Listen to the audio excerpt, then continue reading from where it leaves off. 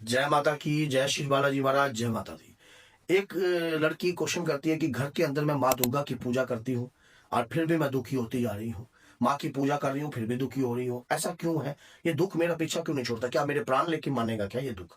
तो ऐसे उन्होंने मेरे को क्वेश्चन किया, फोन पर बात करी, तो मैंने कहा कोई बात नहीं, आप घबराओ मत। ऐसे बहुत सारे लोग दुखी हो सकते हैं, लेकिन मैं आपको आज बता रहा हूँ। और वो कहते हैं कि मेरे शरीर के ऊपर सवारी भी आती है, पितृ की सवारी आ रही है, फिर भी मैं दुखी हो रही हूं। तो मैंने उन्हें आज बताया कि मैं आप अपनी शक्तियों को कैसे बल देकर मजबूत कर सकते हो, जिससे अगर कोई नेगेटिविटी, नेगेटिव थॉट आपके मन में आता है या घर में कोई प्रवेश करने की कोशिश करती है चीजें, तो उन्हें आप रोक सकते हो। अगर आपके जीवन में भी कोई दुख है, मान लीजिए आपके कर्मों में भी या आपके प्राणात जो पिछले कर्म है उनमें भी अगर कोई दुख है, तो वो भी बदला जा सकता है इस प्रकार की प्रक्रिया करने से।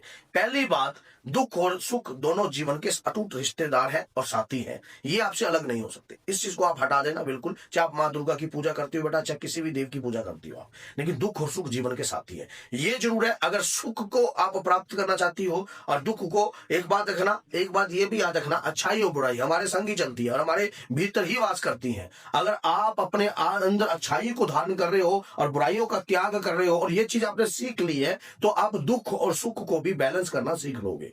कैसे करना है? अगर जब हम पूजा करते हैं, माँ भगवती की पूजा कर रहे हैं, माँ दुर्गा का ध्यान करते हैं, उनकी पूजा याचना नित्य नियम के साथ हम कर रहे हैं और फिर भी दुख हमारा पीछा नहीं छोड़ रहा है, तो कोई ना कोई तो ऐसा राज है जो माँ जानती है और हमें कुछ बनाना चाहती है। पहला तो ये भी होता है कि भक्ति के अंदर भक्त की परीक्षा होती है।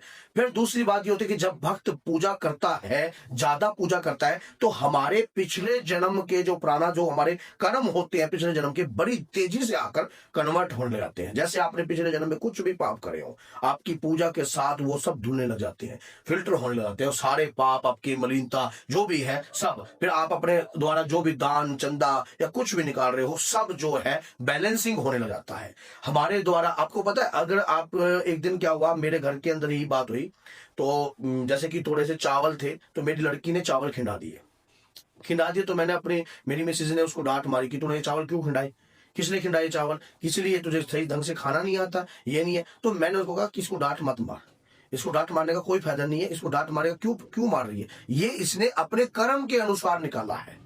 अब ये चावल तुम कहीं रख जाओगे, बाहर सड़क पे जाएंगे, कहीं जाएंगे, कोई कीड़ा मकोड़ा इस चावल का एक पीस ले जाएगा, दूसरा पीस ले जाएगा, आप देख रहे हो चावल कहीं ना कहीं गैप जरूर हो जाएंगे। आप अपने छत पर या कहीं भी ऐसी जगह चावल रखो, उसके बाद ये चावल रखो, कोई दाना रखो, वो अपने आप गैप होने लग जाएगा। क्यों हो जाएगा? क्योंकि जिसके निर्मित जो निकल रहा है वो लेता जा रहा है। हमारे द्वारा अज्ञान रूप से जो भी हम कार्य करते हैं, जैसे हम पूजा करते हैं, तो हमारे जितने भी पाप हैं वो सब धुलने लग जाते हैं, फिल्टर होने लग जाते हैं। एक ये भी होता है। फिर हमारी देव शक्ति को ऊर्जा देना, जैसे अगर आपके ऊपर कोई सवारी आ रही है, आपने सवारी की बात करी कि मेरे शरीर पर कोई सवारी आ रही है, तो सवारी आने के बाद भी मैं दुखी कैसे हूं? पहली बात, हम सवारी को अगर बल नहीं दिलाते, जैसे कि हमारी अगर कोई पितृ भी हमारे शरीर पर आता है और उसके बाद ऊर्जा नहीं है, उसके पास ताकत नहीं है, उसके पास बल नहीं है, तो उसे बल दिलाने का प्रयास करो। बल किससे प्राप्त होता है? जिस दिन आपकी कुल देवी की शक्ति आपके ऊपर आ रही है, कुल देवता की शक्ति आ रही है, या जिस भी या पितृ देवता की शक्ति है, उस दिन जो है उसके निर्मित, उसके नाम से कोई हवन, कोई दान, गौशाला के अंदर दान या कुछ भी ऐसी प्रक्रिया हमें उस पितृ या देव पितृ या उस सवारी के नाम की प्रक्रिया करनी चाहिए, जिसके कारण, और प्रार्थना यही करनी चाहिए, जो मेरे शरीर पर जो ऊर्जा आ रही है भगवती की, उसे शक्ति प्राप्त हो, उसे ऊर्जा प्राप्त हो, उसे दृष्टि प्राप्त हो। क्योंकि ऐसा होता है कि ये जो हमारे शरीर पर अधिकतर जब हम पूजा पाठ करते हैं, तो हमारे नियम के अनुसार, जैसे कि हमारे कुछ परिवार के अंदर कोई पितृ शक्ति है, तो वो भी अगर हमारे शरीर पर आती है और वहां भगवती की पूजा करती थी वो पितृ शक्ति, तो उसके दौरान उसको भी ऊर्जा प्राप्त होगी, साथ में आपको भी प्राप्त होगी। आपके शरीर पर तरंग बनेगी, आपका ओरा बनेगा, आपकी दृष्टि जागृत होने लग जाएगी, तो धीरे धीरे जो ऊर्जा आ रही है शरीर पे, उसको भी बल प्राप्त होता है। लेकिन जब आप हवन पद्धति या कुछ नियम करते हो, अभी जैसे हम कहते हैं कि पितरों के नाम का दीपक लगा दीजिए, भगवान शिव के मंदिर में जाइए या कहीं भी पीपल के नीचे जाइए, या उस प्रकार से आप पितरों के नाम का दीपक लगाइए, तो दीपक से होता क्या है? रोशनी, प्रकाश। क्योंकि जो चीज आपके घर में अगर प्रेत योनि में है वो तो अंधकार में होती है। पितर भी अगर प्रेत योनि में विचरण कर रहे हैं अंधकार में होते हैं। जब हम पीपल के नीचे दीपक लगाते हैं तो वो ब्रह्मा विष्णु महेश तीनों शक्तियां वहां पर वास करती हैं।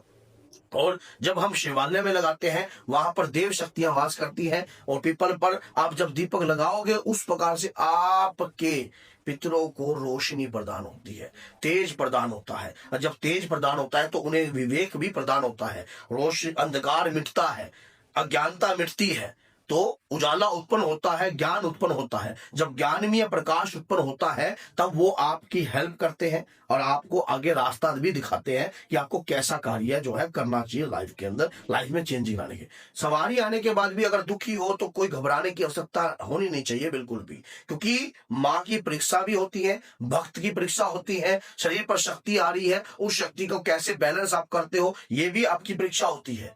और ज्यादा पूजा पाठ करने वाला तो मैंने एक वीडियो बनाई थी कि वो दुखी क्यों रहता है। उसके तो पीछे तो बहुत कारण है दुखी रहने की। वो व्यक्ति दुखी इन कारणों से भी रहता है, कर्मों के कारणों से भी रहता है, और पूजा करने वाले की तो परीक्षाएं होती हैं पग पग पर। अब एक आदमी ने कहा कि मैं रोज की 100 माला करूंगा, माँ दुर्गा की डेली करूंगा।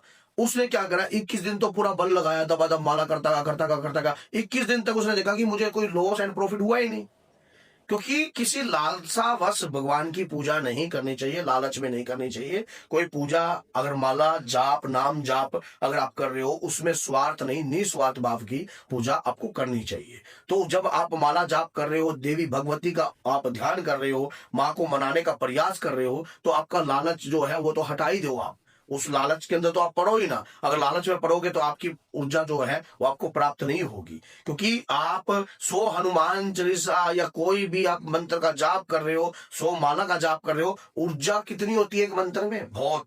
मंत्र में तो पहले से ऊर्जा है, और आपने तो 100 मंत्र का जाप, तो उतनी तेजी से ही आपकी परीक्षाएं चलने लग जाती हैं। फिर आपने अपने शरीर को भी कष्ट दिया, 41 दिन तक आप बैठे, 21 दिन तक आप रिजल्ट देखते रहे तो कष्ट दिया। तो आपकी जो माला का जाप जो चल रहा है कंटिन्यू, ऊर्जा उसमें आ रही है। मंत्र में तो ऊर्जा होती है, लेकिन उस ऊर्जा का तेज भी हम नहीं सहन कर सकते।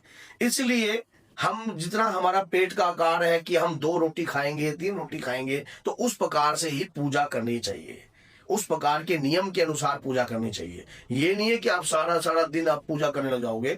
अगर भक्ति कर रहे हो, जैसे कि मीरा जैसी भक्ति कर रहे हो, सूरदास जैसी भक्ति कर रहे हो, वो निस्वार्थ भाव की, उसमें कोई पाने की इच्छा नहीं, कुछ खोने का भय नहीं, वो भक्ति है। अगर कोई पूजा है, मंत्र है, माला है, जाप है, वो कुछ पाना या इच्छा है आपकी, आप भगवती से कुछ प्राप्त करना चाहते हो, तो उस दौरान से आपकी परीक्षा भी होती है, पिछले जन्म का आकर कन्वर्ट भी होते हैं, और साथ में उस मंत्र का तेज भी होता है जिसके कारण हमारे ऊपर प्रभाव पड़ता है। तो घबराने की आवश्यकता नहीं है। भगवान के भक्त कभी भी खाली हाथ नहीं जाते हैं, वो अपने साथ अपने पुरुषार्थ को एकत्रित कर कर जाते हैं, और वो पुरुषार्थ उनकी पीढ़ी में भी काम करता है। वो जब वो अपनी देह का त्याग करते हैं तो उनके साथ ही चलता है, और उसके बाद अगले जन्म में भी वही प्रसाद का बल आपको, जब कर्म हमारे साथ चल सकते हैं, हमारे पाप करे हुए, तो हमारे द्वारा जो पुण्य अर्जित किया हुआ, क्या वो साथ नहीं जा सकता? वो भी साथ जाता है।